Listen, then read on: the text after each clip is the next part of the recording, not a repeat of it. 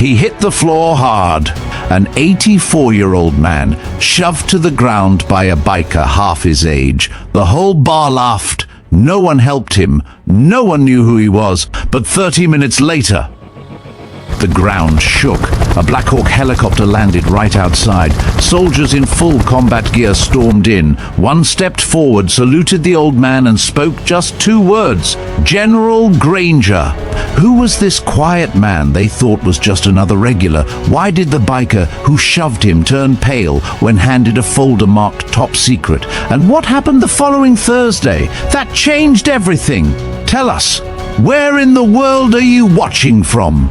Drop it in the comments. And if you love powerful stories of honor, brotherhood, and true strength, make sure to like this video and subscribe to Veteran Biker right now. The rain had stopped an hour ago, leaving Grizzly's Tavern bathed in that damp, heavy quiet that always followed spring storms in Pine Hollow. A thin mist curled across the parking lot like breath on glass, clinging to the chrome handlebars of dozens of motorcycles lined up outside. Inside, the warmth of whiskey and worn wood was alive again, the jukebox humming a lazy country tune, while regulars huddled in their favorite corners. It was Thursday night, which meant one thing: Samuel Granger would walk through that door any minute. Dolores, the bartender, was already pouring 2 fingers of bourbon into a lowball glass, setting it precisely on the counter at the far end of the bar. The ritual never changed. Sam came in at exactly 7 p.m., nodded his thanks, took his seat in the same cracked leather booth by the window, and sat with his drink, a worn photo, and the silence that surrounded him like armor. At 6:59, the door creaked open. Sam Granger, 84, walked with the measured care of someone who'd earned the right to slow down.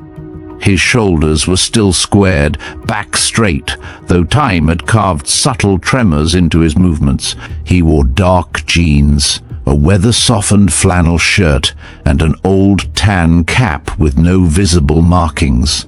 What caught most eyes was what didn't stand out. He'd blended in so completely, so unassumingly, that he became invisible in plain sight. But Dolores knew better.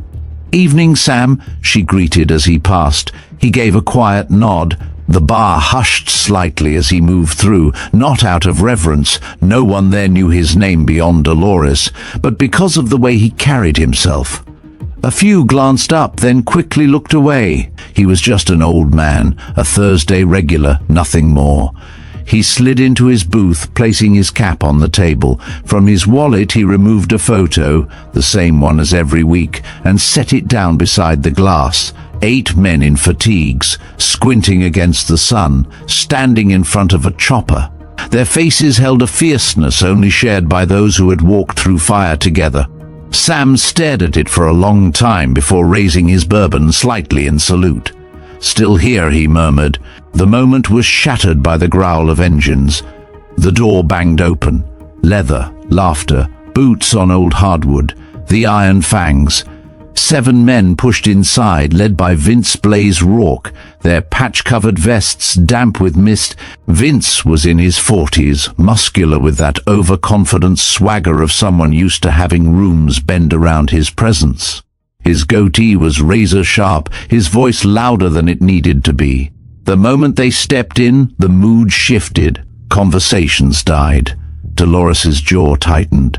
"Dolores, darling," Vince bellowed, "pour us something top shelf. We're celebrating." "Celebrating what?" she asked flatly. "Being the kings of this damn town," one of his guys yelled back, laughing. They spread through the room like ink in water, claiming tables, nudging stools aside, sizing up everyone already there. 2 of them eyed Sam's booth.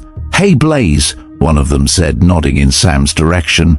"Gramps is in our spot." Vince turned slowly. He hadn't noticed Sam before. He sauntered over, boots thudding, and came to a stop at the edge of the booth, thumbs hooked in his belt. "Well now," he drawled. "Didn't realize this was bingo night. You lost, Grandpa?" Sam looked up. No fear, no flinch, just stillness. Just finishing my drink, he said calmly. Plenty of space elsewhere. Vince laughed, loud and theatrical. That's so? Got your little memory lane photo there? Let me guess, you were the cook? He leaned over, snatching the photo before Sam could react. A few drops of bourbon spilled onto the table as he lifted it. Oops, Vince grinned. He looked at the image and scoffed. You boys cosplaying soldiers? Are these uniforms even real? Dolores had moved around the bar and was walking briskly toward them. Vince, leave him alone, she snapped. He comes here every Thursday. That booth's his. Vince waved her off. I'm just being neighborly. Sam slowly reached for the photo. His fingers were steady as he dabbed the edge of the image with a napkin. You got no business touching that, murmured a voice from the bar. Everyone turned. Artie Lane, a grizzled Vietnam vet with a cane and a reputation for drinking in silence, was staring straight at Vince. His eyes were cold. I know that patch, Artie said. Didn't at first. It's faded. But I've seen it. Vince raised an eyebrow. You talking about his little photo? I'm talking about that man, Artie said. I think I served under him. The room was frozen. Vince let out a scoff. Under him? You sure your memory's not going like his knees? He reached out and shoved Sam's shoulder. Too hard. Sam slipped sideways off the bench. His cap rolled across the floor, stopping near Artie's foot. As Artie bent to pick it up, something small and metallic fell out from under the brim. A silver coin. Artie picked it up, then stared. It wasn't a coin. It was a challenge medallion, worn, scratched, but unmistakable. Its design bore a symbol not seen in public, once spoken of in whispers, Phantom Exodus. Artie stood slowly, eyes locked on Vince. You're in deep trouble, son. Vince's smirk faltered. Sam stood, brushing off his flannel shirt. Dolores rushed forward, but he gently waved her off. May I use your phone? He asked. Dolores handed over the cordless landline. Sam walked to the bar, back straight, and dialed. This is Granger. I'm at Grizzly's, he said. No, I'm fine. Just letting you know where I am. Yes, that would be appropriate. He hung up, returned the phone, and walked back to his booth. Vince sneered. Calling for backup? Gonna call the retirement home?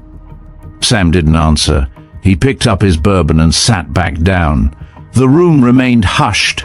20 minutes passed. Then came the sound. Distant at first. A low thrumming, a vibration under the floorboards. Glasses clinked against the bar. The iron fangs turned toward the window. Headlights flashed across the gravel. Wind began to swirl. The sound grew louder, deeper, and then suddenly, a gust of wind slammed into the building as dust and mist blew across the lot, and then they saw it. A Blackhawk helicopter descended into the parking lot, its rotor blades slicing the fog, headlights cutting through the dark. Gasps filled the tavern. Dolores dropped a glass. Vince took a step back. 5 figures disembarked from the helicopter, dressed in combat gear, silent, synchronized, precise. They entered Grizzly's tavern as if they had done so 1,000 times. Their leader removed his helmet, a man in his late 40s, clean-shaven, steely-eyed. He walked to Sam's booth and stood at attention. General Granger, sir, he said clearly. All is secure. Sam nodded once. At ease, Colonel Brooks. Brooks turned to Vince. You're Vince Rourke, he stated, voice unreadable. Vince's face drained of color. How do you know my name? Brooks reached into his vest and handed over a sealed folder. It was marked with a red stamp, top secret. Eyes only, this is regarding your brother, Caleb Rourke, Brooks continued. General Granger has been personally overseeing his case. Vince's hands shook as he took the folder. Artie Lane rose from his stool, approached Sam and saluted. Delta Force right back in 72. Phantom Exodus. I remember now, Sam nodded. I remember you, Staff Sergeant Lane. The entire bar had gone still, not a whisper, not a breath. Sam raised his glass again. The same photo still lay before him, bourbon-stained but proud. "To those we lost," he said, and for the first time in years no one dared interrupt his Thursday night.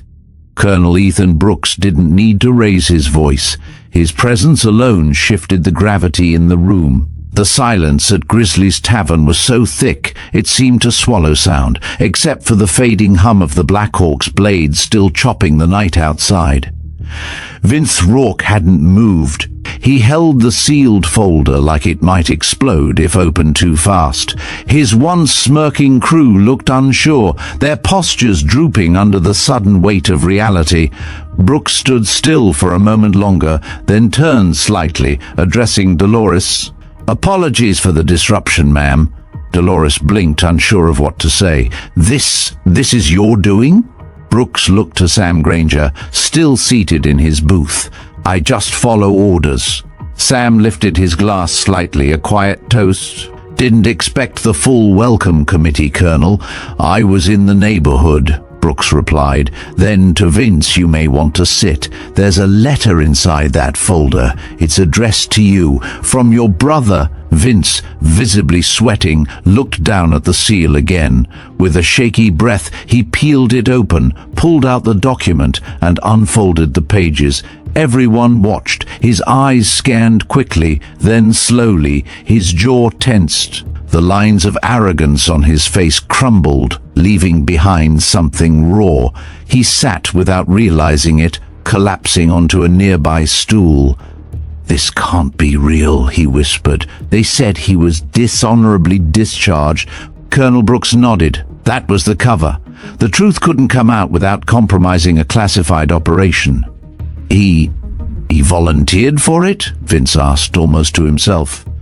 "Your brother was one of 17, Brooks said, all left behind during Operation Shadow Veil in Kandahar. General Granger led the team that went in when the rest of the command gave up. They got them all out. Artie Lane was still standing, his cane forgotten on his stool. That mission, I heard of it, rumors only. I didn't think anyone made it out." "Most shouldn't have," Sam said, voice quiet but firm. "But men like Caleb Rourke don't give up easily." Vince was crying now, quietly, helplessly. "Why didn't he tell me?" "He couldn't," Brooks replied. "His discharge was necessary to protect others still embedded, but he left that letter with me in case this day ever came." Dolores placed a new bourbon in front of Sam, her hand trembling slightly. "On the house, General, always." "Still just Sam," he murmured, but nodded in thanks. The other Iron Fangs were ghostly pale. One of them, Bryce, who had laughed the loudest earlier, stepped forward. "I served 2 tours in Afghanistan," he said, voice small, didn't recognize the coin. "If I had..." "Wouldn't have changed a thing," Sam interrupted. "Best interactions are the honest ones." Colonel Brooks turned to the room. "General Granger has received the Medal of Honor, 3 Silver Stars, and other commendations I'm not at liberty to name. He has led more successful extractions than any other living Delta commander. For the last 7 years he's come here every Thursday, quietly, without title, without guards, just a man with a drink and a photo." The room hung in stunned silence. A teenager near the jukebox slowly lowered his phone. He had been recording since the helicopter landed. "My dad's a Marine," he said, voice thick with emotion. "He talks about guys like him, the ones who don't need to say who they are." Sam looked over, his eyes softening. "Your father still serving?" 2 tours, lost a leg, says he'd do it again." Sam nodded. "Sounds like someone I'd want beside me in a foxhole." Brooks stepped forward and laid a second folder on the table before Vince. "That contains the full record. Declassified as of tonight. Your brother's name has been cleared. His benefits were restored. Commendations reinstated. He'll be home within a week."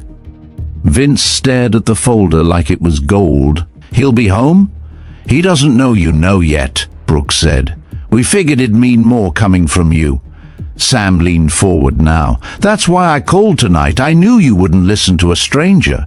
But maybe to your brother." Vince wiped his face, still stunned. Why would you even care about him, or me? Sam looked him dead in the eye. Because we leave no one behind. That includes their family. A voice broke the silence. I'm sorry, sir. Everyone turned. It was the new bartender, the quiet one named Mason, maybe 22. I gave you a look earlier when you came in. Thought you were just another old guy nursing regrets. I'm sorry. Sam nodded.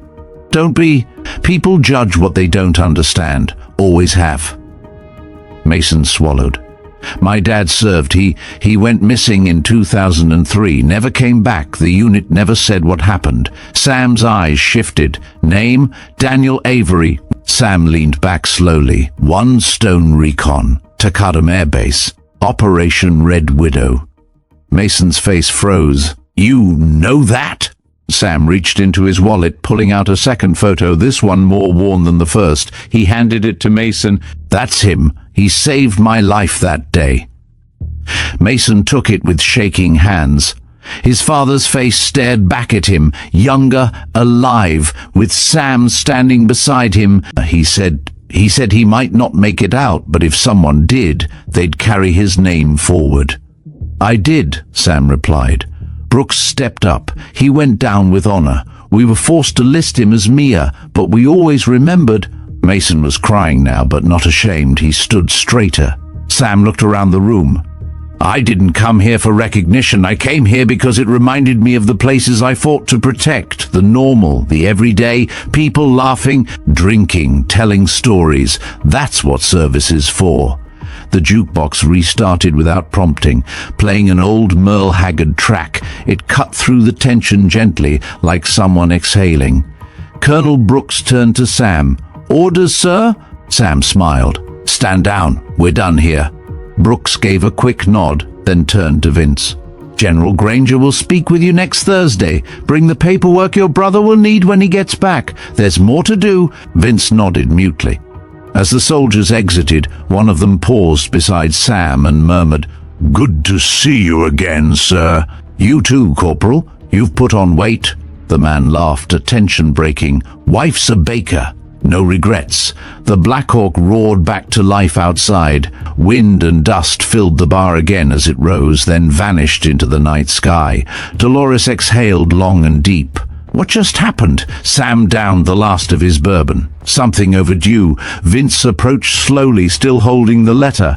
My brother said there was a man in command who never left anyone behind. They called him the Ghost. That was you? Sam stood. Despite his age, he seemed taller now, straighter. I've been called worse. You saved him, Vince whispered, and you're saving him again. Sometimes, Sam said, placing his cap back on his head, rescue doesn't end on the battlefield. He turned to Dolores. Thanks for the drink. She smiled, still overwhelmed. See you next week? Same time, same seat. As Sam walked to the door, the entire bar stood. Not out of obligation, not from the command, but out of respect, and no one, absolutely no one, laughed this time. Outside, the mist had lifted. The moon peeked through the clouds, casting light on a figure who had once been overlooked. Now he was unmistakable, and still he walked home alone. The days that followed the Blackhawk's descent upon Grizzly's Tavern rippled through Pine Hollow like the aftershock of a quiet explosion. No official statement was ever made. No news report aired. But the people who had been there, those who had watched the wind whip the door open, seen the soldiers salute, and heard the word General, they couldn't forget it. They didn't want to. By Saturday morning, whispers turned to phone calls. Stories were already being exaggerated, of course. Some claimed Sam had personally taken down a Taliban bunker with a single knife. Others said the helicopter wasn't military at all, but a secret government extraction unit. One man insisted Sam Granger was actually a retired CIA operative. Dolores rolled her eyes at most of it, but even she had to admit the truth was far more compelling than the fiction. On Monday afternoon, a delivery arrived at Grizzly's. A man in a black suit, No name tag, no explanation, brought a new vinyl seat for Sam's booth, identical in color but brand new. It was installed without fanfare. Dolores understood what it meant, respect, without asking for attention. Sam didn't return until Thursday. As always, he arrived at exactly 7 p.m. This time, when he walked through the door, the room didn't just notice, it stood. All conversations paused, heads turned. No one said anything at first, but the silence was no longer the awkward kind. It was reverent. Even Mason, the new bartender, placed his hand over his heart for a brief moment. Sam gave a small nod of acknowledgement, but his face remained impassive. He walked to his usual booth, paused when he noticed the new seat, and then quietly sat. Dolores approached with his bourbon. "Thought you might like the upgrade." "Looks sharp," he said, eyeing the stitching. "Appreciate it." "No charge," she added. "Non-negotiable." He didn't argue. The photo returned to its place on the table. The same 8 men in desert fatigues. The same helicopter is in the background. But this time, Dolores leaned in to look. "Which one are you?" she asked. Sam tapped the far left corner. "That was me, 35 years younger and 10 pounds lighter." She gave a low whistle. "Hard to believe." "Some days it is," he replied. As she left, the door opened again. The room tensed slightly. It was Vince. He looked different. No leather cut, no loud voice. He wore a clean button-down shirt, tucked into jeans, hair combed back. Even his walk was subdued. In his hands he carried a folder. He hesitated just past the doorway, then made his way toward Sam's booth. "General," Sam raised a hand. "Still just Sam in here." Vince nodded. "Mind if I sit?" Sam gestured to the other side of the booth. Vince slid in and placed the folder gently on the table. "Everything Caleb needs is in here. I called him. He knows I know now. Said he'll be home Sunday." Sam nodded. "Good." They sat in silence for a moment. "You know," Vince said slowly, "I've spent years building this image. Tough guy, leader, blaze. That name was supposed to mean something, and now it feels hollow, like I carved out something fake to cover what I never understood." Sam studied him. "What do you want now?" "To be better," Vince admitted. "My brother nearly died serving this country, and I mocked the man who saved him. That's not the legacy I want." Sam leaned back. "What would your brother say?"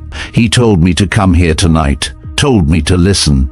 Sam gave a rare, faint smile. "Smart man." A few minutes passed in thoughtful quiet before Vince spoke again. "I've got mechanical skills. Been fixing bikes for years. Thought maybe I'd use them for something real. There's a vet center not far from town. They restore vehicles for therapy, help soldiers transition. I called them this morning. What'd they say?" "They said they'd love to meet me." Sam nodded again. "Sounds like a start." From the bar, Mason approached nervously, holding a small envelope. "Mr. Granger, someone left this for you earlier today. Said it was from a friend." Sam took the envelope and opened it. Inside was a folded letter and a photograph. The letter read, "Dear General, my name is Thomas Baird. My father was Sergeant Eli Baird, lost in 1989 during a mission in Eastern Europe. I never knew what happened, but my mother always said a man named Granger was the last to see him alive. She passed last year. In her things I found a note. If you ever meet Granger, thank him. He didn't just lead, he carried them. So thank you, sir, even if we never speak in person." Sam stared at the photo. It was of a much younger him, standing beside a tall soldier. Eli Baird, taken long ago in a frozen forest, both of them squinting against the snow. He folded the letter and tucked it into his wallet. Vince leaned forward. "You must have 100 stories like that." "I have too many," Sam replied. "That's why I drink slow." At that, Vince actually chuckled. The door opened once more. This time it was a man in uniform, retired, judging by the civilian clothes and the old army jacket. He walked with a purpose straight toward Sam's booth. "You don't know me, sir," he said, "but I knew someone who did. Captain Louis Renner. He used to talk about a ghost commander who got them out of Basra in '95, said he never saw the man again. But the way he described him, Sam tilted his head. Renner was a good man, took a bullet for his comms officer. The man looked stunned. So it was you. Sam didn't confirm or deny, just nodded. The man extended a hand. Thank you. I've wanted to say that for years. They shook hands. Then the man left without another word. Vince leaned back in his seat. You're like a living myth. People walking in here just to say thanks. I prefer when they don't, Sam said. Just then, the door opened again, this time revealing someone unexpected. Colonel Ethan Brooks, in civilian clothes, with a satchel slung over one shoulder. He gave a casual salute to Sam as he entered. Didn't mean to interrupt your evening, General. You always do, Colonel. Brooks grinned and slid into the booth next to Vince. You must be the brother. Vince, right? Yeah. Your brother speaks highly of you, said you always knew how to fix things, even when they seemed beyond repair. I guess now I'm trying to fix myself. Brooks nodded. You're not the first, but it helps to have a compass. He turned to Sam. I brought something. Secretary Lee asked me to hand-deliver it. He said you'd ignore it if it came through channels. Sam groaned. He's probably right. Brooks pulled out a folder and set it down. Inside was an official invitation, 3-day-a-month advisory position. Washington, D.C. reviewing protocols for extractions, no field work, no politics, just experience shared where it counts. I'm retired, Sam said. Not from wisdom, Brooks replied. Sam didn't open the folder. I'll think about it, that's all he asked. They sat in silence for a while. Then Vince asked, why now? Why all this attention? Brooks looked at Sam. You want to answer that? Sam stared into his bourbon. Because the men I saved are becoming the men in charge, and they don't want to forget. Vince let that settle. Across the room, Mason was still holding the photo of his father. He caught Sam's eye and nodded once. Sam returned the nod. Brooks stood. I'll let you get back to your drink. As he turned to leave, Sam called out, Colonel. Brooks looked back. Tell Lee I'll call him next week. Brooks smiled. Yes, sir. After he left, Vince turned back. Are you really thinking about it? Maybe. There's still work that needs doing. And you'd rather do it from a bar booth? Sam looked around. This place reminds me of what I was fighting for. Just then the jukebox played a quiet Johnny Cash ballad. A woman near the bar started humming along. The moment was soft, grounded. Vince tapped the folder again. Sunday then. Caleb's coming home. Sam raised his glass. And that, he said, is worth drinking to. Sunday came with the crisp blue skies of early spring. Pine Hollow was still drying from the rains of the week before, the scent of damp earth lingering in the air. At the small regional airport outside of town, families milled about in the arrivals terminal. Some stood with balloons, others with homemade signs. Among them, one man waited in silence, Vince Rourke. He wore the same button-down shirt he'd brought to Grizzlies a few nights earlier. It wasn't new, but he had pressed it carefully. He stood at the barrier holding a simple white sign in neat block letters, Welcome home, Caleb. He wasn't alone for long. Hope I'm not late, Sam Granger's voice said behind him. Vince turned, startled, then quickly composed himself. I didn't think you'd actually come. You asked, Sam replied, and I don't miss appointments. He wore a plain sports jacket over his usual flannel, pressed slacks and polished boots. It was the most formal Vince had ever seen him, and yet he still looked like himself, calm, unbothered, watchful. They stood together in companionable silence, watching the screen flash Flight 372 arrived. I've thought about this moment for years, Vince murmured. What I'd say, how I'd act. Now that it's here, I can't think of a single thing. Start with his name, Sam advised. Then let it come to you. Vince nodded. 15 minutes later, the first passengers emerged through the gate. Businessmen with briefcases, a mother wrangling twin toddlers. Then from the crowd, a tall man in civilian clothes, but unmistakably military in bearing, stepped into view. Caleb Rourke. He had filled out since Vince last saw him, broader in the shoulders, leaner in the face. A few faint scars traced his jaw and temple. His duffel bag was slung across one shoulder, his stride fluid, grounded. He spotted Vince almost instantly. His eyes widened. Vince held up the sign, then lowered it quickly, unsure if it looked foolish. "Vince?" Caleb said, his voice hoarse. "Yeah," Vince replied. "It's me, little brother." Caleb dropped his bag and crossed the space between them in 3 long steps. They embraced, the kind of embrace only siblings can manage, half strangled, half unspoken apologies. "You look like crap," Vince whispered. "So do you," Caleb shot back. They pulled apart, both laughing. Then Caleb's gaze shifted to Sam. His entire body snapped to attention. "Sir!" Sam approached, extending his hand. "At ease, Staff Sergeant." Caleb hesitated only a second before shaking it. "Didn't think you'd actually come." Sam gave a faint smile. "That's what your brother said." Caleb looked at Vince. "You told him." "He knew already," Vince said. "Has for a long time." Sam nodded. "You were never forgotten." They walked together to the parking lot. Vince drove, Caleb in the passenger seat, Sam in the back. The silence wasn't awkward. It was the silence of men thinking the same thoughts at different volumes at Vince's apartment. Caleb paused at the threshold. "Can't believe I'm actually here." "You're home," Vince said simply. That night, the 3 men sat on the small balcony, beers in hand, overlooking the quiet street. They talked about little things at first: bad airport food, childhood stories, old bikes Vince had wrecked. Then the conversation turned. "You saved us," Caleb said to Sam. "Everyone said it was hopeless. The command had pulled out. They said no one was coming." "I was already in the area," Sam said. "That's not what the after-action report says. I wrote that report." They both chuckled. "But why you?" Caleb asked. "You were a general. You could have sent anyone." Sam leaned back in his chair. "Because I knew I was asking those men to put their lives in the hands of someone who understood what they were giving up, and I owed it to them to be that someone." Vince listened in silence. "Are you ever going to talk about it?" he asked his brother. Caleb hesitated. "Some things I can, others I don't think I'll ever be able to." "You don't have to," Vince replied. "You're here. That's enough."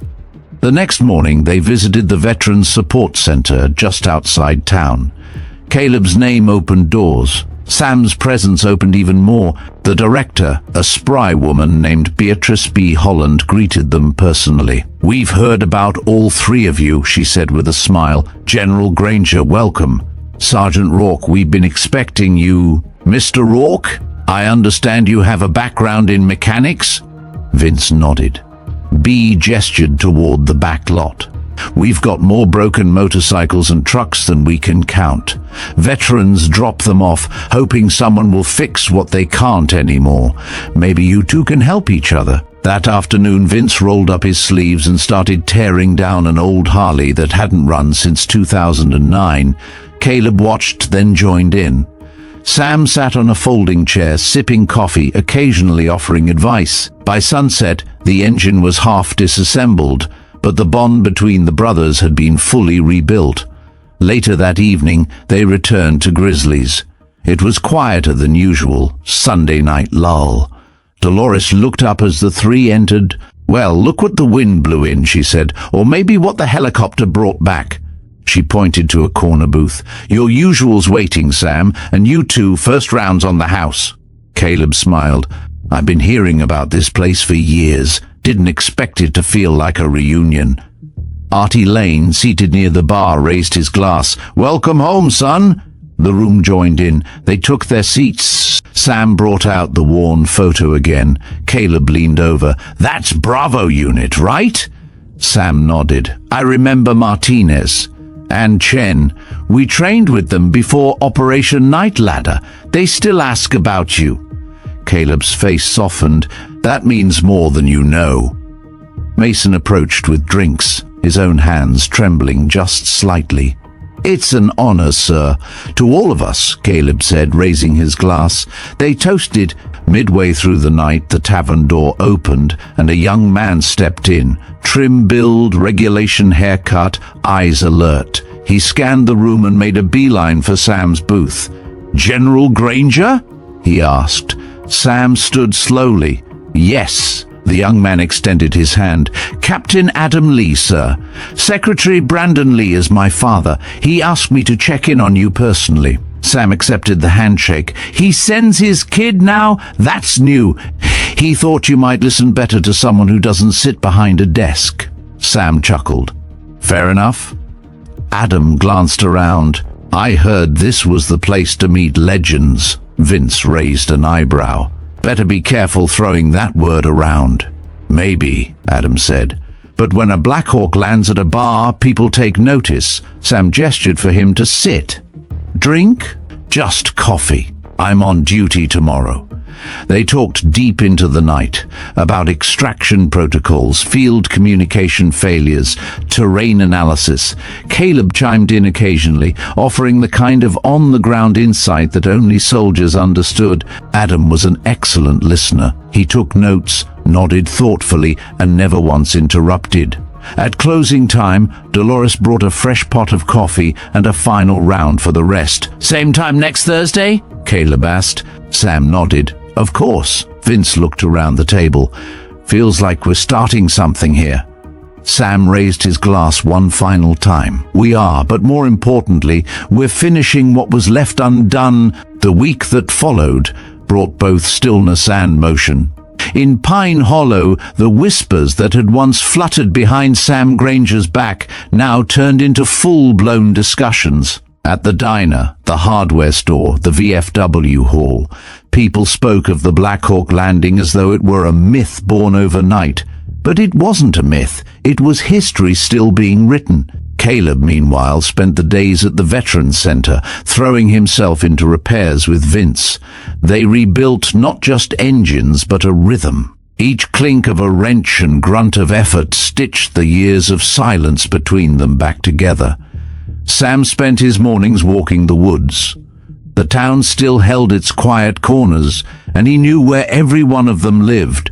He stopped often at a hollowed stump, a creek bend, an old logging trail, to remember, to reflect, and to plan. On Friday, just before dusk, Sam received a call. "Granger," he answered, "as always." "General, it's Brandon Lee." Sam sighed. "I figured your son was just the warm-up." Lee chuckled. "He spoke highly of you. I hope he told you I still won't come back. That's not why I'm calling." Sam raised an eyebrow. No, but I think you'll want to hear this. There's chatter, real chatter, about your little town, about that helicopter, about the people who were in it. I'm listening." Lee's tone turned serious. "You may have stirred a hornet's nest, Sam. You always had a talent for that. But this time it's not just DC watching. Someone from the past has taken notice. I don't know who yet, but they're asking questions. Old files are being accessed, photos reviewed." Sam's fingers tightened around the phone. "I assume you still keep records," Lee added. "I do." "Good, keep them close." Sam ended the call and stared out over the ridge. The sun was slipping below the treetops, casting gold across the valley. He knew the peace was temporary. It always was. That night, he met Vince and Caleb at Grizzly's. The place was packed. Word of Caleb's return had spread. Former Marines, Army engineers, retired CIA spooks, people Sam hadn't seen in years, filtered in like ghosts coming home. Artie Lane brought out a bottle of 12-year-old bourbon. Figured tonight calls for something stronger. They toasted again. Vince leaned toward Sam. "You look like you've seen a ghost." "I might," Sam murmured. Before Vince could press further, the door opened. Two figures entered. One wore a leather jacket with a faded insignia, 3 stars over a coiled serpent. The other wore a black suit, no tie, hair slicked back like it hadn't moved in 20 years. The tavern fell quiet. Sam stood. The man in the leather jacket smiled. Hello again, General. Raymond Sloan, Sam said flatly. The suited man stepped forward. We've come to talk, then talk. Not here, Sloan said. Too many years. Besides, we have something to show you. Sam hesitated, then turned to Vince and Caleb. If I'm not back in 1 hour, burn my files. Sam, Vince began. Do it. He followed the two men outside. They drove in silence, not into town but into the hills, past the tree line, toward an old ranger station long since abandoned. Sloan lit a cigarette as the SUV bumped over the gravel. I've kept my distance, Sloan said, out of respect. But now you've kicked the embers. What embers? The ones we agreed to bury. The SUV stopped. The three men got out. Inside the ranger station, a table had been set. On it, a dossier, a set of photos, a sealed envelope. Sam flipped through the file. Satellite images, surveillance stills, one grainy photo of a convoy moving through the Khyber Pass. This isn't real, he muttered. It is, the man in the suit said. You know it is. Sam looked up. How recent? 3 weeks. Sam's voice dropped. And the name? Code name, Revenant. Sam closed the folder. You built something you didn't understand, he said, and now it's back. Sam turned to leave. You'll help us, Sloan said. You owe us. I owe no one. He left. Back at Grizzly's, Vince and Caleb had gathered Sam's files, just in case. They saw him return, his face more grim than they'd ever seen. Didn't burn them yet, Vince said. Good, Sam replied, because we need them all. He sat down, opened the first folder, and began reading aloud. Operation Revenant, 1993. Redacted. Black site. Caleb listened, his jaw tightening. You were part of this? I helped shut it down. Also, I thought... And now? Vince asked. Sam's eyes didn't lift from the pages. Now, it's awake again. Later that night, while the town slept, Sam made one more call. A woman answered. Thought you were dead, she said. I thought you left the game, Sam replied. Turns out we were both wrong. I need a team. A pause. Names? Yours is first. She laughed softly. I'll be there by Tuesday. Sam hung up and looked at the stars. Pine Hollow had been quiet too long. The storm was coming back. By Monday, Pine Hollow no longer felt like a quiet town tucked away from the world. There was tension in the air, subtle but unmistakable, like a radio left on in the background, whispering something you couldn't quite make out. Sam Granger stood outside the Veterans Center, staring at the sunrise through the mist. The fog clung to the streets as if trying to warn him of what lay ahead. Caleb approached from behind, a steaming cup of black coffee in each hand. You didn't sleep, did you? Caleb asked. Didn't want to, Sam replied. He took a sip, his hands steady despite the weight on his shoulders. Caleb sat beside him. You think it's all really starting again? No, Sam said. It never stopped. We just looked away. A black SUV rolled down the street and stopped across from them. The driver stepped out, a tall woman with short silver hair and a presence that turned heads. She wore a dark field jacket over civilian clothes, but her stance said she was anything but ordinary. Sam rose. Clara Briggs. She smiled. Still standing tall, General. Caleb looked between them. Friend of yours? Sam nodded. Best infiltration specialist I ever worked with. Also, the only one who ever broke my nose. You deserved it, Clara said with a wink. Inside, over coffee and maps, they laid out everything. Operation Revenant had never truly ended. It had only mutated. What began as a Black Ops technology test had turned into something autonomous. Weaponized AI, self-evolving systems, unauthorized continuation of a scrapped project by private actors. The mission now was twofold: confirm the current location of the asset and find out who had reactivated it. Clara pulled out a flash drive. Intercepted comms. Someone's been referencing Shadow Protocol 9. Does that mean anything to you, Sam? Sam's jaw clenched. It was a fail-safe, a way to force a shutdown by corrupting its logic tree, but it required physical access. Caleb asked, So where do we get that access? We don't yet, Sam said, but we will. That evening, they met with Vince at Grizzly's, now a de facto war room. Vince had pulled in 3 more friends from the old days: retired communications expert Lena Cho, logistics officer Travis Tank Myers, and aerial recon pilot Sheila Groves. "Looks like a reunion," Vince joked. "Feels like a funeral," Lena muttered. They mapped out what they knew. The satellite photos Sloan had shown, Sam suggested a convoy had passed through the Mojave Desert under the guise of an oil survey.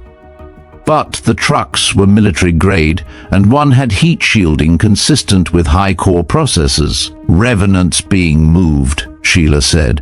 "Someone's trying to hide it again." Clara added, "They know we're sniffing. That means we're on a clock." They voted on next steps. A recon run. Risky. Fast. Caleb offered to go with Clara. Vince volunteered too. Sam shook his head. "You 3 go. I'll stay here and prep the fallback. If we fail, Pine Hollow needs to be ready." "You think they'll come here?" Caleb asked. "If they find out who's looking, they'll burn the whole place to the ground." Tuesday morning, Clara, Caleb, and Vince left in a decoy van posing as telecom repairmen. Inside were encrypted gear, hidden comms, and 2 handguns hidden beneath wire spools.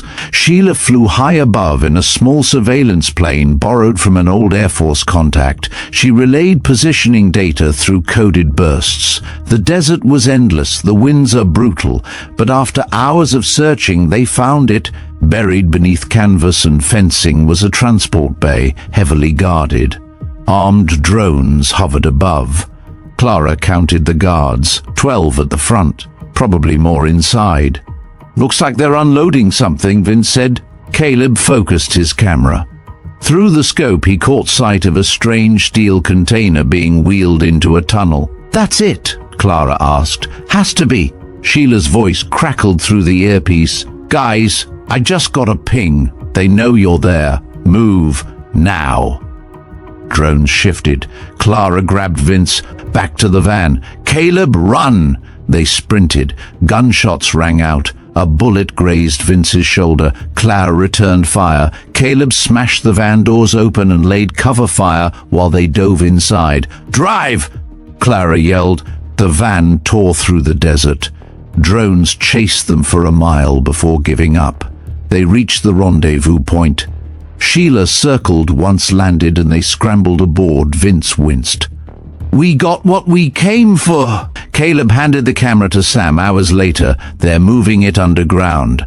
Sam stared at the footage, then at the team. "They're planning something. Something big." Lena nodded. "Question is, what and how soon?" Sam's voice was low. "We find out, or we die trying." That night, Sam pulled an old chest from his closet. Inside were medals, letters, and a key. He turned the key in the floor safe. Inside was a satellite phone. He dialed 1 number, no answer.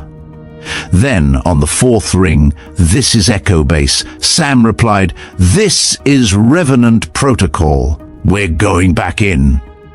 Silence. Then a voice, understood. The next move had begun. The wind howled outside Pine Hollow's Veterans Center as dusk settled over the town. The streetlights buzzed to life, and a quiet unease took hold, stretching from the dusty diner corners to the mountain's edge. Sam Granger stood in his study, his weathered fingers gliding across the surface of the photos laid out in front of him.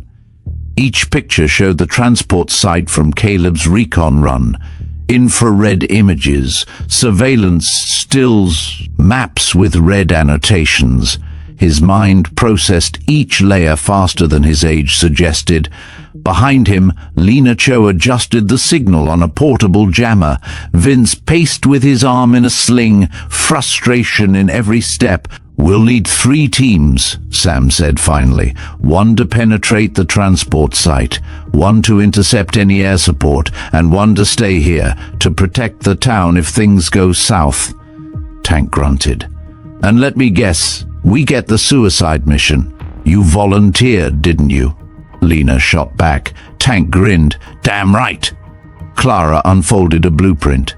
"They have layered entry points, outer fencing, inner compound, then a tunnel network.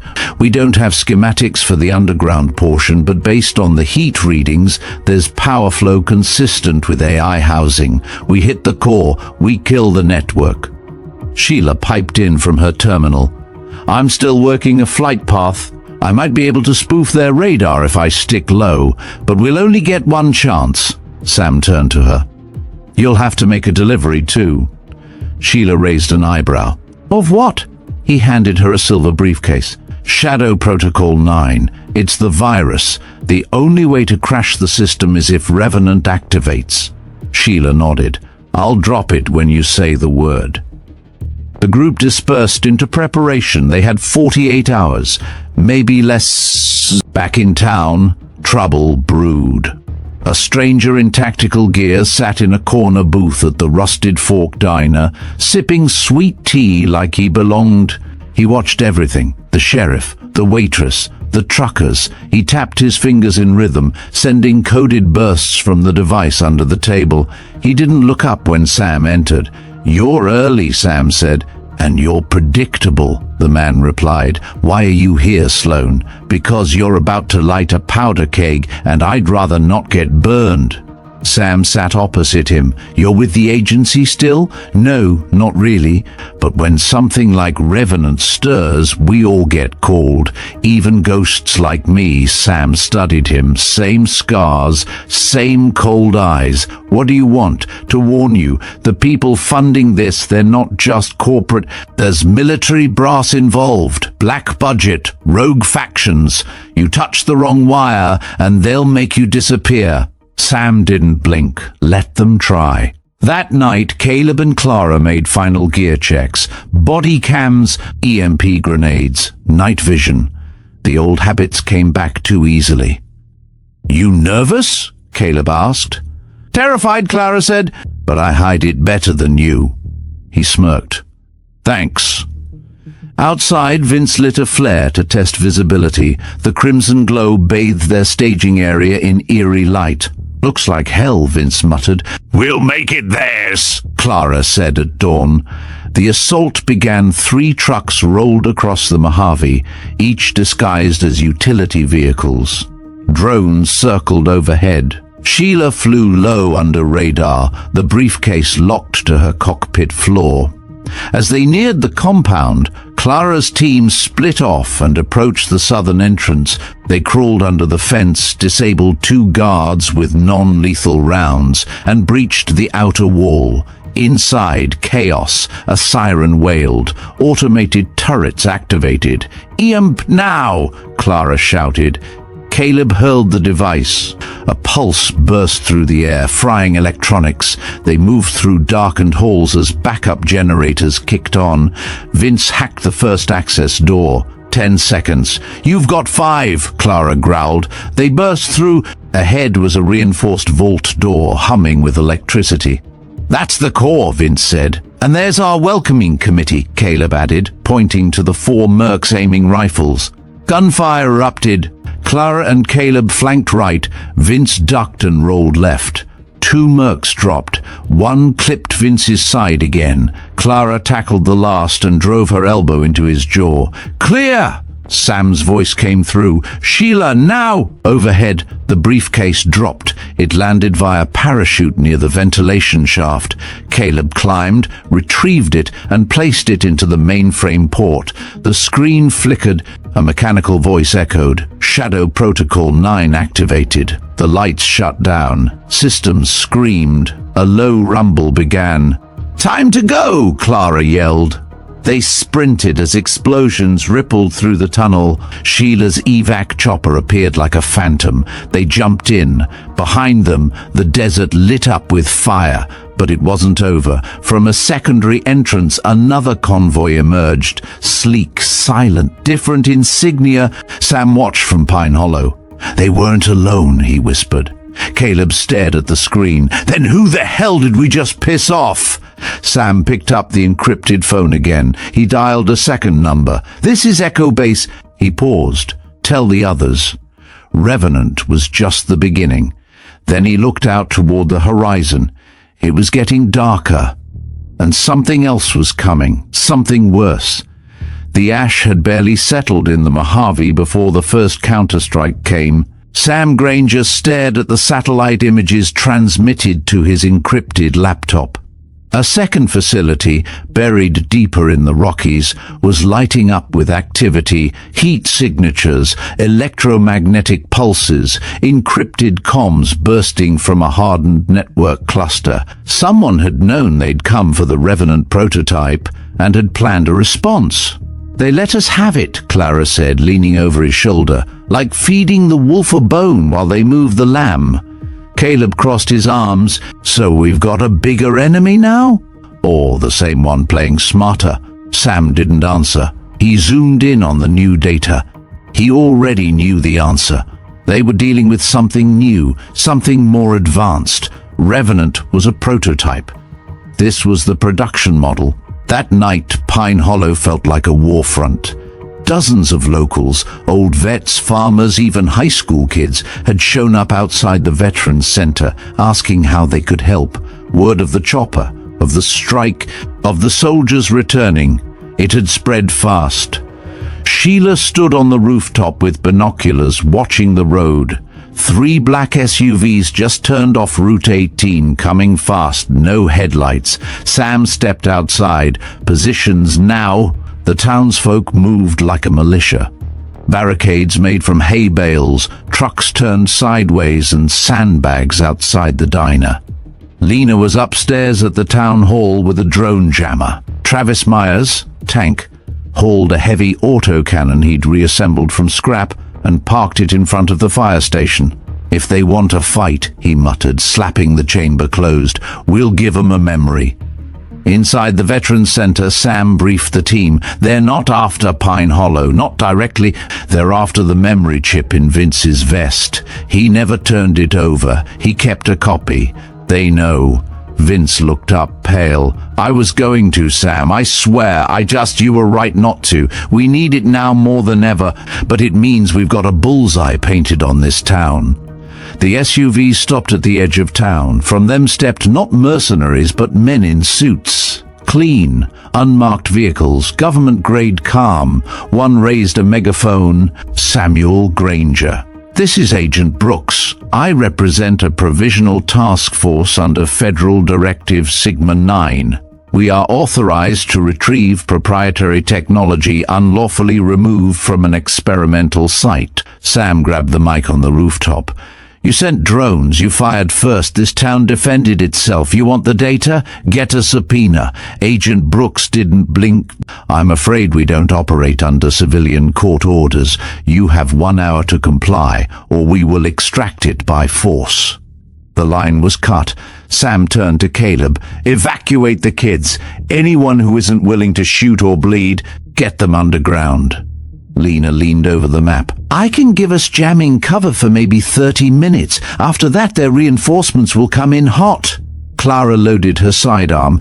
"Then let's make that 30 minutes count." The assault came at dawn. Drones blacked out the sky, spraying the town with tear gas. But the townspeople wore goggles, prepped by Sheila.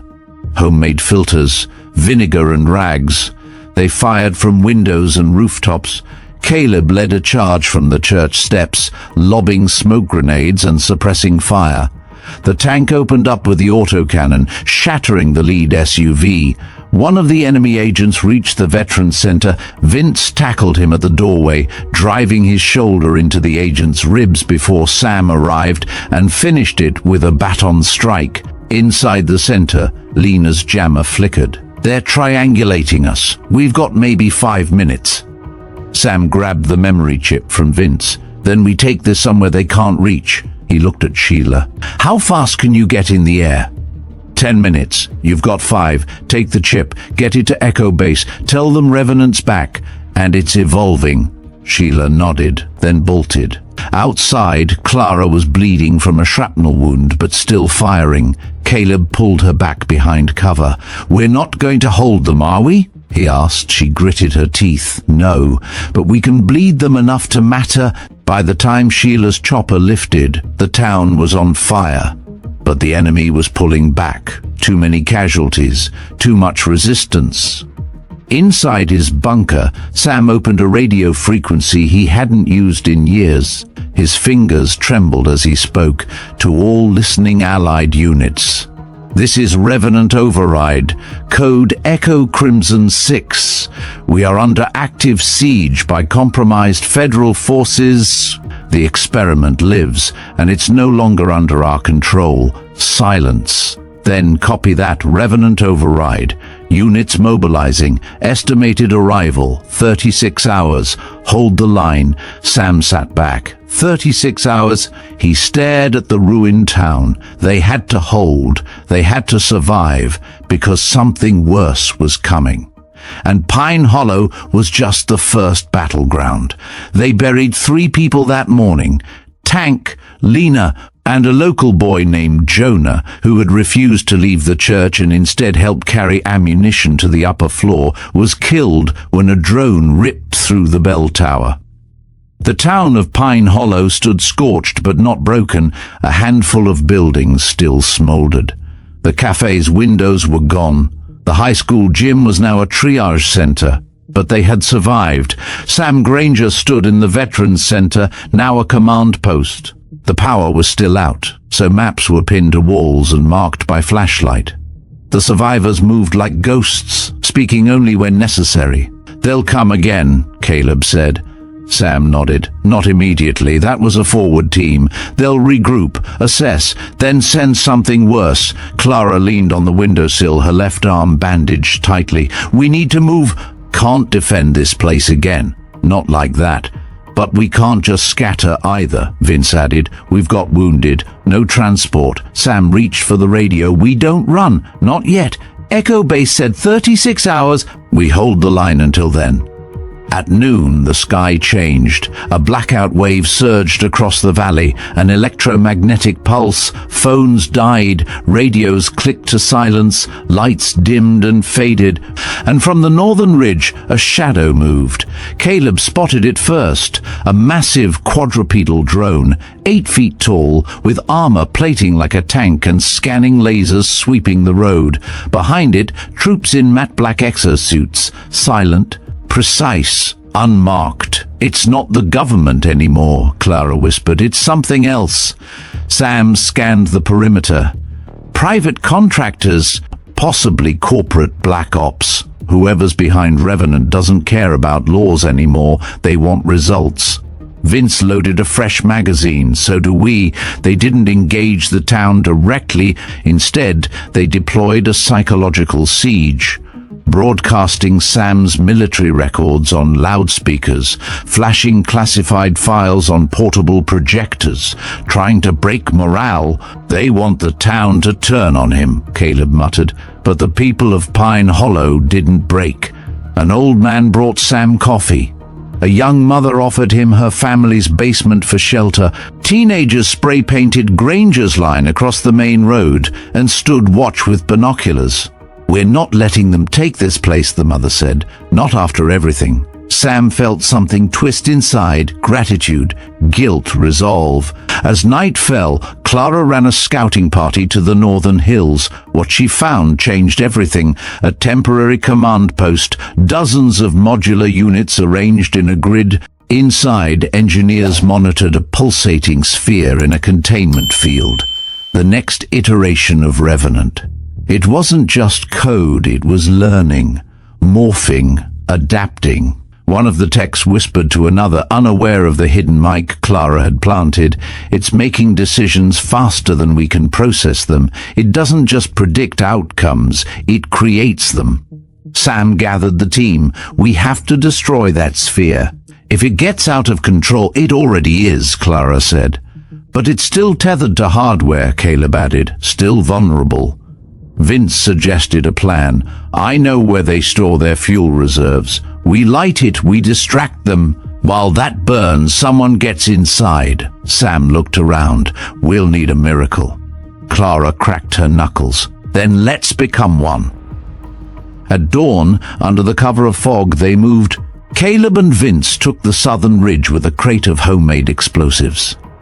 Clara and Sheila approached the perimeter disguised in enemy uniforms stolen the night before. Sam led the diversion team. charging the North Road with a flare cannon and a convoy of local farmers driving tractors rigged with sheet metal and spotlights.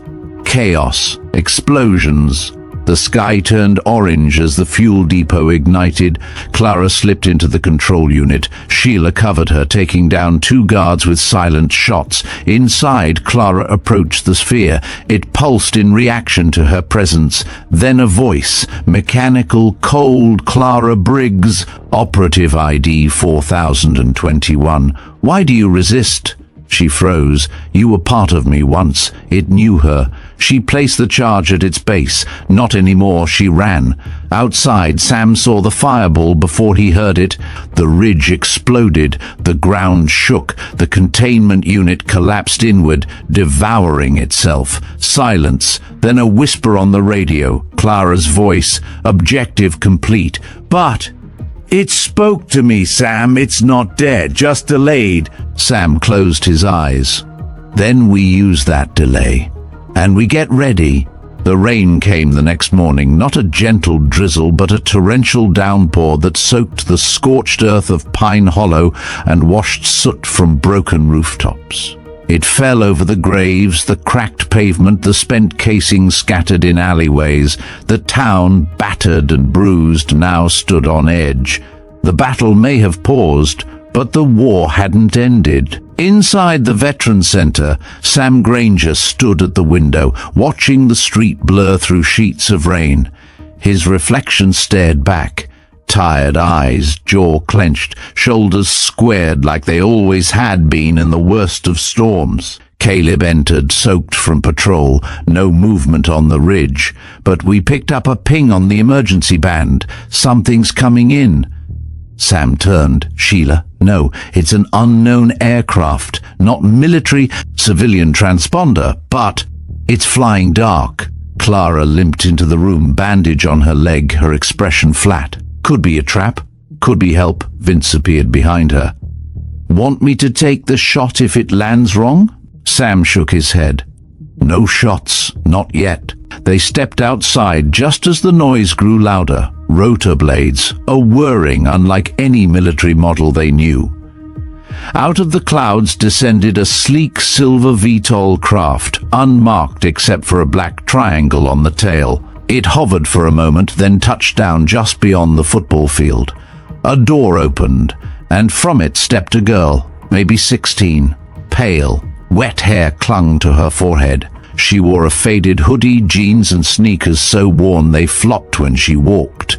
But what caught Sam's eye wasn't her youth, it was the silver briefcase chained to her wrist. Caleb blinked. What in the hell? The girl looked around and called out, her voice barely audible through the rain. Is this Pine Hollow? Sam approached slowly. It is. I'm Riley Moore. I have something you need. She held up the case. This was my brother's. He worked on Revenant, and before he died, he told me, if anything goes wrong, take this to General Granger. Sam's blood turned cold. What was your brother's name? Jonas Moore.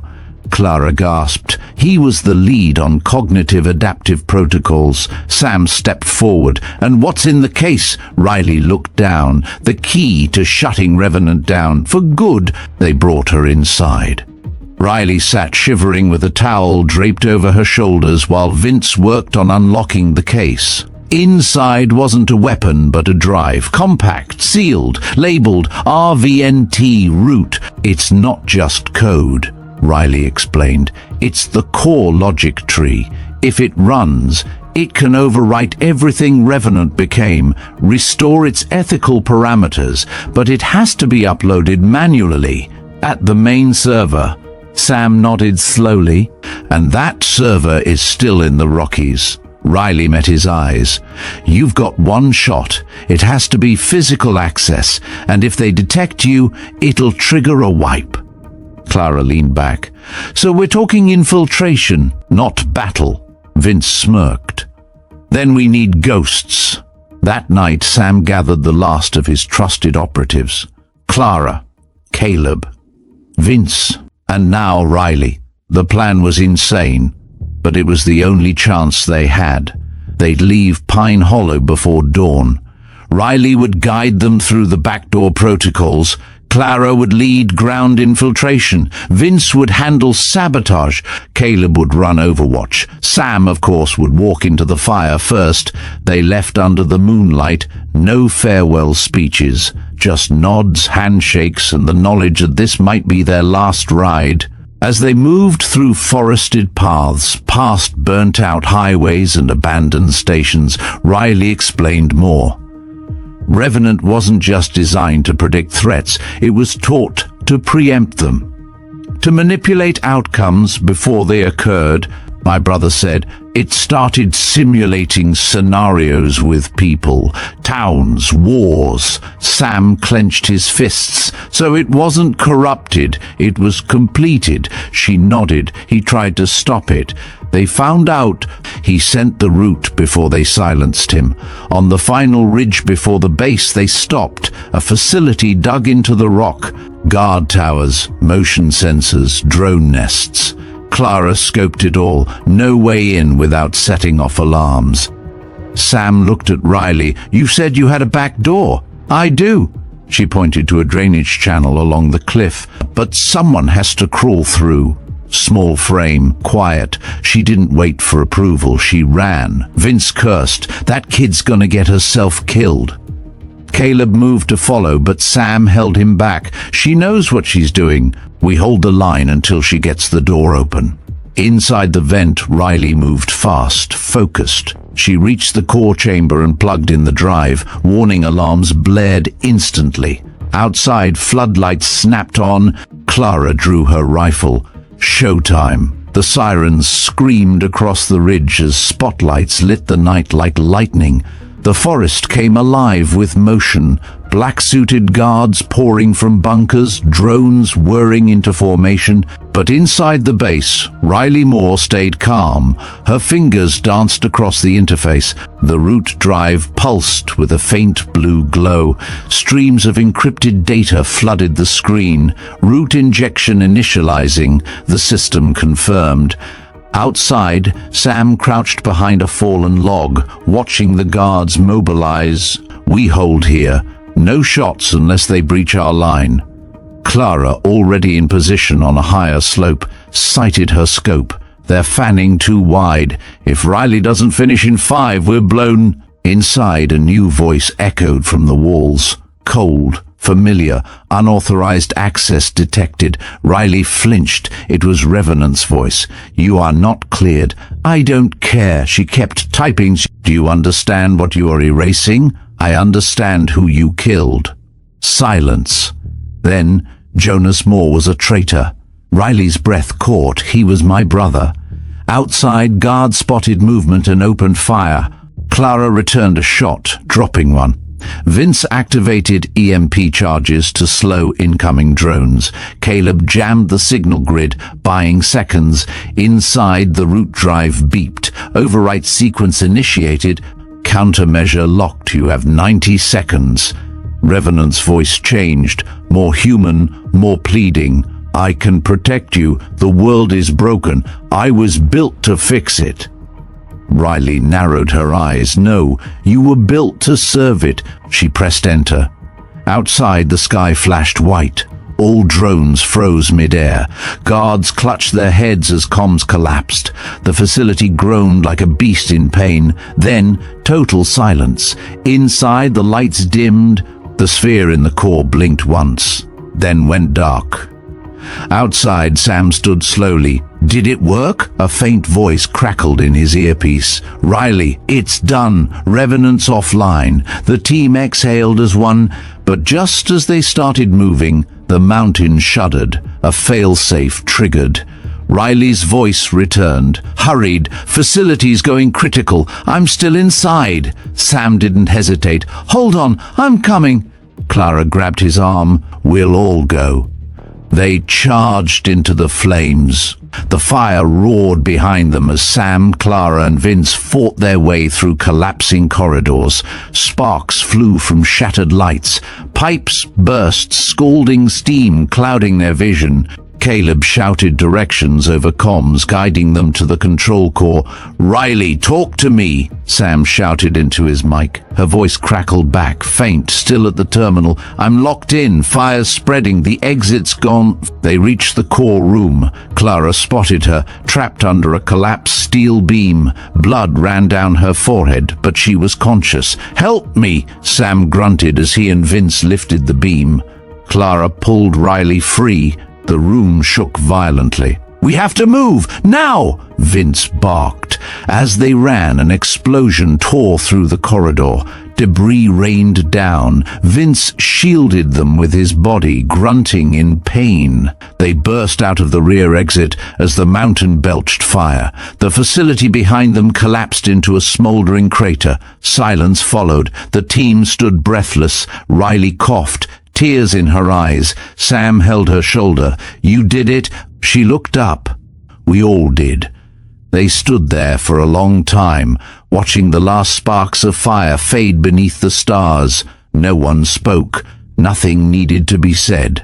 Weeks later, Pine Hollow stood still. A quiet snowfall blanketed the town. News had spread of the team that stopped a ghost. Riley, now hailed as a national hero, testified before the Senate. Her words were sharp, unwavering. She spoke not just of code and ethics, but of lives lost, of trust shattered, and of responsibility reclaimed. Sam watched the hearing from his cabin. He recognized that fire in her eyes, the same one that had carried them all through the inferno. Clara declined every interview offer. Instead, she hiked alone into the Appalachian woods with nothing but a pack and a radio. Once, she called Sam. She didn't say much. She didn't need to. Vince spent 2 months in recovery, then returned to train new operatives at Fort Blackmore. But there was a difference in him now. He smiled more, joked less, and always looked people in the eye. Caleb vanished. Some said he joined an underground network protecting whistleblowers. Others believed he was watching over Riley from afar, like a guardian ghost in the system. As for Riley, she refused accolades. She declined medals. She returned to the school where she once taught.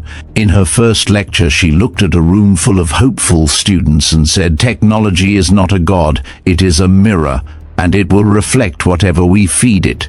The auditorium went silent. Then the applause began. Months passed. A memorial was built near the crater, 12 stone pillars, each for a life lost during Revenant's rise.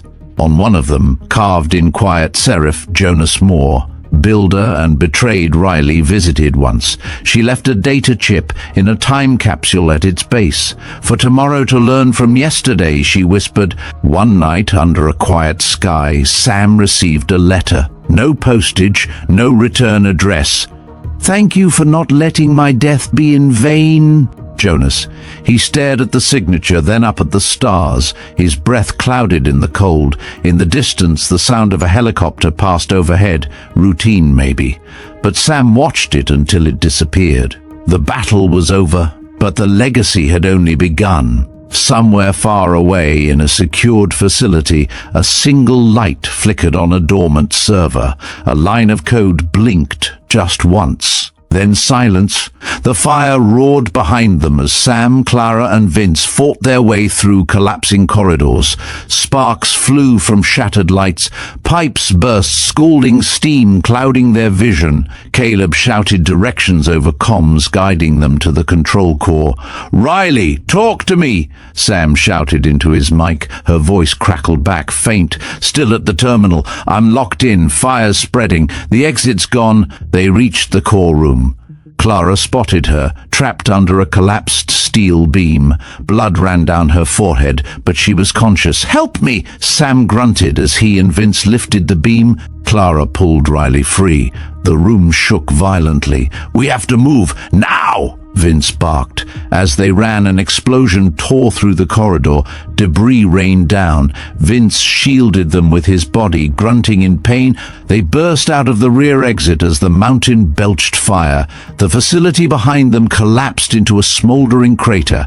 Silence followed. The team stood breathless. Riley coughed, tears in her eyes. Sam held her shoulder. "You did it." She looked up. "We all did." They stood there for a long time, watching the last sparks of fire fade beneath the stars. No one spoke. Nothing needed to be said. Weeks later, Pine Hollow stood still. A quiet snowfall blanketed the town. News had spread of the team that stopped a ghost. Riley, now hailed as a national hero, testified before the Senate. Her words were sharp, unwavering. She spoke not just of code and ethics, but of lives lost, of trust shattered, and of responsibility reclaimed. Sam watched the hearing from his cabin. He recognized that fire in her eyes, the same one that had carried them all through the inferno. Clara declined every interview offer. Instead, she hiked alone into the Appalachian woods with nothing but a pack and a radio. Once, she called Sam. She didn't say much. She didn't need to. Vince spent 2 months in recovery, then returned to train new operatives at Fort Blackmore. But there was a difference in him now. He smiled more, joked less, and always looked people in the eye. Caleb vanished. Some said he joined an underground network protecting whistleblowers. Others believed he was watching over Riley from afar, like a guardian ghost in the system. As for Riley, she refused accolades. She declined medals. She returned to the school where she once taught. In her first lecture, she looked at a room full of hopeful students and said, "Technology is not a god, it is a mirror, and it will reflect whatever we feed it." The auditorium went silent. Then the applause began. Months passed. A memorial was built near the crater. 12 stone pillars, each for a life lost during Revenant's rise. On one of them, carved in quiet serif, Jonas Moore, builder and betrayed Riley, visited once. She left a data chip in a time capsule at its base. "For tomorrow to learn from yesterday," she whispered. One night, under a quiet sky, Sam received a letter. No postage, no return address. "Thank you for not letting my death be in vain. Jonas." Sam stared at the signature, then up at the stars, his breath clouded in the cold night air. In the distance, the sound of a helicopter passed overhead, routine perhaps, but Sam watched it until it vanished beyond the clouds. The battle was over, but the legacy had only begun. And somewhere far away in a secured facility, a single light flickered on a dormant server. A line of code blinked, just once, then silence. But is it truly the end, or just the beginning of something greater? If this story moved you, and you want to follow more powerful tales of quiet strength, resilience, and unbreakable legacy, don't forget to like this video and subscribe to the channel right now, because some battles happen in the shadows, but their stories deserve to be heard. Thank you for watching, and until next time, stay strong,